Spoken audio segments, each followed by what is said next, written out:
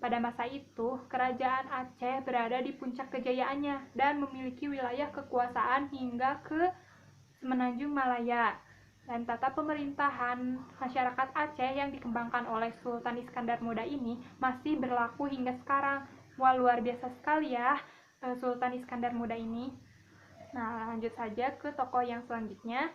Adalah Sultan Agung Hanyokrokusumo. Akan tetapi untuk tokoh ini dan tokoh-tokoh selanjutnya, Ibu mau minta tolong kepada setiap perwakilan kelompok untuk membantu Ibu membacakannya. Boleh? Boleh, Bu. Ya, terima kasih. Mulai dari kelompok 1 ya, berurutan. Nah, ketika teman kalian sedang membaca, Ibu harap kalian mendengarkan dan memperhatikan dengan baik. Apabila perlu, kalian boleh mencatat hal-hal yang menurut kalian penting. Mengerti? Mengerti, Bu. Baik, kelompok 1, siapa yang mau membaca? Alwi, Bu. Alwi, boleh Alwi, silahkan. Ya, terima kasih Alwi sudah membantu Ibu membacakan teksnya. Ya, bagus sekali ya Alwi. Jadi anak-anak, ini itu siapa? Ya, Sultan Agung Hanyokrokusumo. Ya, betul. Beliau itu adalah raja dari kerajaan Mataram. Beliau ini telah mengerahkan tentara Mataram untuk menyerang Belanda. Walaupun kata Alwi tadi ya sempat gagal karena kekurangan senjata, akan tetapi beliau tidak pantang menyerah dan tetap berjuang. Nah, sikap pantang menyerahnya ini tentu patut kita teladani ya anak-anak. Setuju? Setuju. Nah, baik. Tokoh yang selanjutnya akan dibacakan oleh kelompok 2. Nah, kelompok 2, siapa ya tokohnya? Tokohnya ya, siapa yang mau membaca? Rosi, Bu. Rosi, boleh, silahkan Rosi. Ya, terima kasih Rosi. Nah, Sultan Hasanuddin ini adalah raja dari Kerajaan Gorontalo. Ya, kata Rosi tadi, untuk melawan Belanda, Sultan Hasanuddin ini telah berjuang untuk merangkul raja-raja dari Indonesia Timur, karena dengan bersama-sama tentu akan lebih kuat. Nah, lanjut saja ke tokoh selanjutnya. Akan dibacakan oleh kelompok 3, yaitu Sultan Malik As-Saleh. Kelompok 3, siapa yang mau baca? Hafsah. Hafsah? Ya, silahkan Hafsah.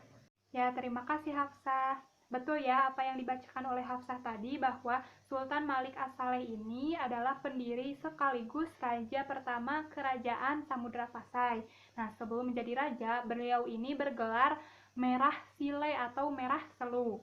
Dan karena kehebatannya, beliau ini diangkat menjadi raja di suatu daerah, yaitu di mana tadi? Samudra Pasai. Nah, lanjut ke tokoh selanjutnya yang akan dibacakan oleh kelompok 4 adalah ya, Sultan Ahmad. Kelompok 4, siapa yang mau baca? Raffi. Ya, Raffi akan membacakan kisah tentang Sultan Ahmad. Ya, bagus. Terima kasih Raffi. Nah, seperti yang dikatakan Raffi tadi, bahwa Sultan Ahmad ini merupakan Sultan Samudra Pasai yang ketiga. Beliau ini memiliki gelar. Coba tadi, Raffi, gelarnya apa? Sultan Malik Al-Tahir II. Ya, bagus. Sultan Malik Al-Tahir. Beliau ini selalu berusaha untuk menyebarkan agama Islam ke wilayah-wilayah dekat Samudra Pasai. Dan beliau juga selalu memperhatikan kemajuan dari kerajaannya. Nah, lanjut saja, kelompok mana yang belum baca? Kelompok 5 ya. Nah, tokoh kerajaan Islam di Indonesia selanjutnya yang akan dibacakan oleh kelompok 5 adalah Sultan Alauddin ya, Riyad. siapa yang mau baca? Rima, Bu. Rima mau baca? Silahkan Rima. Baik, terima kasih Rima. Nah, tadi Rima membacakan kisah Sultan Alauddin Riyad Shah. Nah, beliau ini merupakan raja atau sultan ketiga Aceh. Nah, untuk melawan Portugis, beliau ini bekerja sama dengan kerajaan Turki Utsmani dan kerajaan-kerajaan Islam lainnya dan membangun angkatan perang yang baik. Wah, luar biasa sekali ya. Nah, anak-anak, itulah tadi tokoh-tokoh kerajaan Islam yang ada di Indonesia. Apakah masih semangat belajarnya? Semangat, Bu. Ya, bagus sekali. Harus semangat karena pembelajaran akan dilanjutkan oleh Bapak Pikhan. Oke, baik. Bismillahirrahmanirrahim. Sekarang pelajaran akan dilanjutkan oleh Bapak. Tadi kan sudah belajar sama Ibu tentang kerajaan Islam di Indonesia. Itu ada masjid, makam, dan keraton. Kemudian ada tokoh-tokoh kerajaan Islam di Indonesia. contohnya seperti Sultan Sanamuda, Sultan Hasanuddin, dan lain-lain. Nah, sekarang kita akan belajar tentang pengaruh kerajaan Islam pada masa kini. Pengaruh Islam pada kerajaan masa kini yaitu ada 3 bidang. Yang pertama itu adalah bidang pendidikan. Pengaruhnya sekarang pada zaman sekarang banyak sekolah-sekolah yang berbasis Islam seperti pesantren. Kemudian yang kedua ada di bidang arsitektur dan kesenian. Pada bidang ini dikhususkan kepada masjid.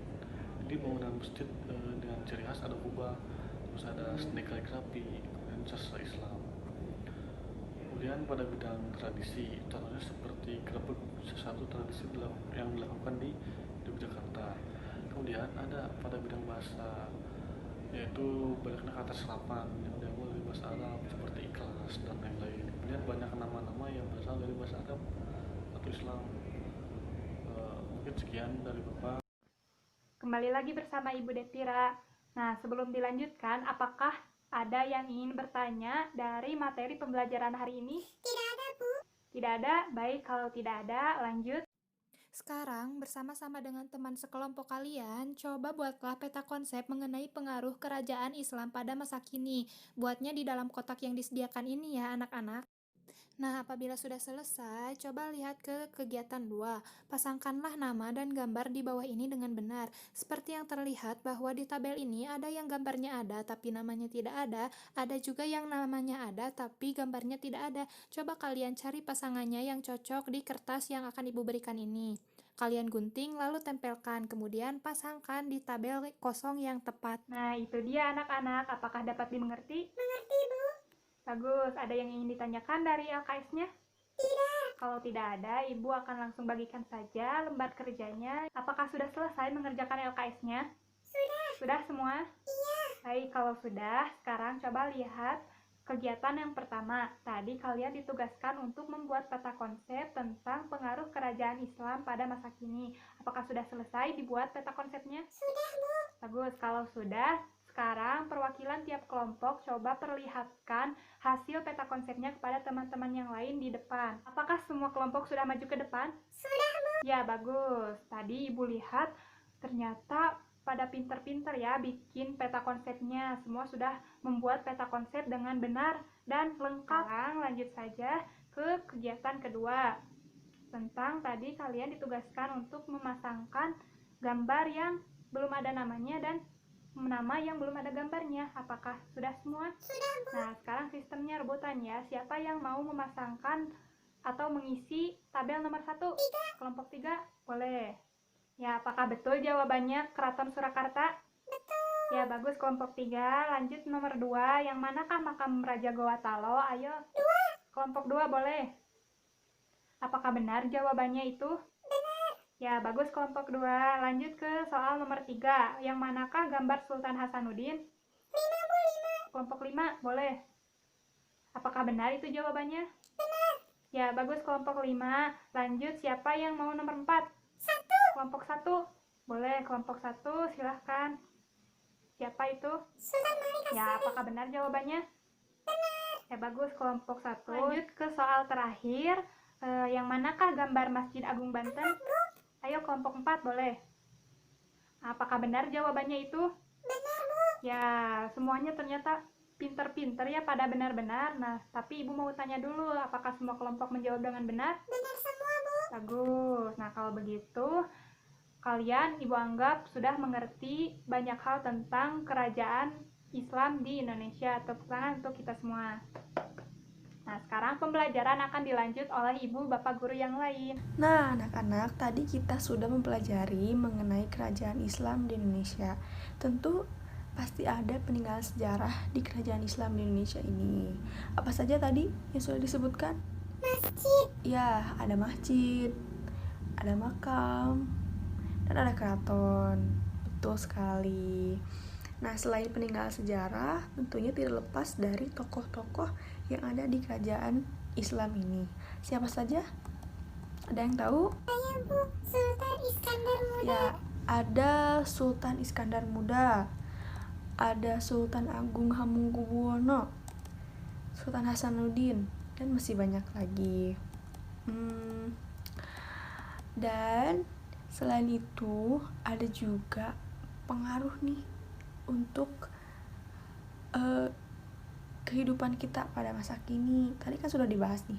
Apa sih sobat ibu mau tahu pengaruh untuk masa kini di bidang pendidikan? Apa? Saya Bu, pesantren. Iya betul, adanya pesantren-pesantren di Indonesia itu merupakan peninggalan dari kerajaan Islam di Indonesia.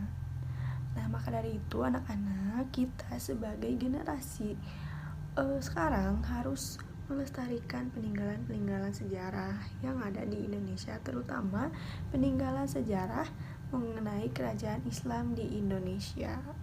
Seperti itu. Nah, sekarang ibu punya soal evaluasi untuk kalian. Nanti ibu bagikan dan kerjakan masing-masing ya. Ini enggak berkelompok, harus masing-masing. Nih, ibu bagikan. Sekarang ibu kasih waktu 5 menit untuk kalian mengerjakan soal ini. Ya, anak-anak, kita bahas bersama soal evaluasinya ya. Yang pertama, siapa nama tokoh yang pada masa pemerintahannya berjuang untuk merangkul raja-raja di Indonesia Timur untuk menentang Belanda? Siapa? Ayo, ada yang tahu? Saya Bu, Sultan Hasanuddin. Sultan Hasanuddin, betul sekali. Sultan Hasanuddin. Yang kedua, sebutkan 3 keraton peninggalan kerajaan Islam di Indonesia. Ayo, apa? Tadi sudah dibahas. Saya Bu, Apa? Keraton Cirebon. Keraton Cirebon, Keraton Yogyakarta. Keraton Yogyakarta, Keraton Surakarta. Keraton Surakarta. Ya, betul semua. Oke. Nomor 3. Salah satu pengaruh kerajaan Islam di Indonesia yaitu adanya sekolah Islam dan pesantren yang tersebar di seluruh Indonesia. Pengaruh pada bidang apakah itu? Saya Bu, Apa coba? Sekolah, bidang apa? pendidikan. Pendidikan, pinter sekali. Iya, pada bidang pendidikan. Nomor 4. Gelar yang dimiliki Sultan Ahmad adalah apa ya? Ayo, ada yang tahu? Gelarnya itu Sultan Malik Al-Thohir II. Ya. Yang kelima, sebutkan pengaruh kerajaan Islam di Indonesia pada bidang bahasa. Apa aja dalam bidang bahasa, yo? Adanya kalender Bu, Ya, adanya kalender, Bu. Iya bener, ada kayak kalender. Terus adanya apa? bahasa Arab. Bahasa Arab. Betul sekali. Dan masih banyak lagi ya pengaruh-pengaruh kerajaan Islam pada bidang bahasa. Nah, selanjutnya akan diteruskan oleh Bapak Rizal. Baik anak-anak, bagaimana tadi pembelajarannya sama ibu-ibu yang cantik dan Bapak Fikhan yang ganteng? Mudah-mudahan kalian menyukai pembelajarannya ya. Nah, kali ini kita akan pulang gitu ya. Tapi sebelum pulang, Bapak mempunyai oleh-oleh untuk kalian, yaitu tugas yang harus dikerjakan di rumah ya. Bapak bagikan dulu ya.